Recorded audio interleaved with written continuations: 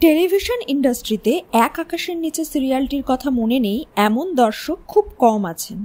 ধারাবাহিকের গল্প, সকলের অভিনয় দর্শককে মুগ্ধ করেছিল। একান্নবর্তী পরিবারের গল্প বলেছিল ধারাবাহিকটি। ধারাবাহিকে পাখি চরিত্র থেকে কনীনিকা বন্দ্যোপাধ্যায়ের উত্থান হয়। পরবর্তীকালে বড় পর্দাতেও অভিনয় করেছেন। জি বাংলার অন্দরমহলের পর একটি রান্নার শো এর মাধ্যমে আবার জি বাংলায় ফিরেছেন তিনি।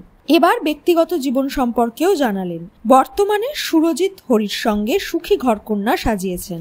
এই বিয়ের আগে তিনি প্রেমে প্রতারণার শিকার হয়েছিলেন। তিনি ভাবতেও পারেননি একজন মানুষ অপর একজন মানুষকে এতটা ঠকাতে পারে।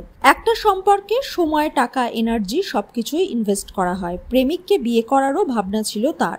বিয়ের আগে মেসেজ করে উধাও হয়ে যায় প্রেমিক। বলেছিল সম্পর্কটা আর কাজ করছে না, আমরা বরং এগিয়ে যাই।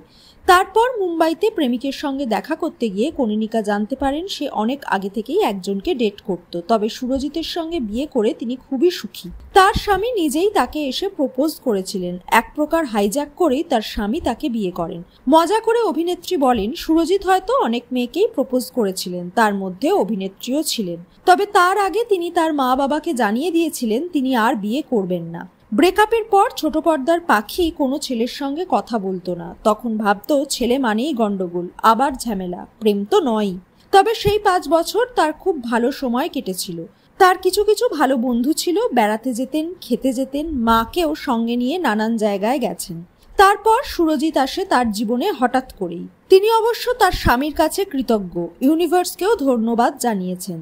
জি বাংলার আর এক অভিনেত্রী মানসী সেনগুপ্ত গত 19 মার্চ পুত্র সন্তানের জন্ম দেন।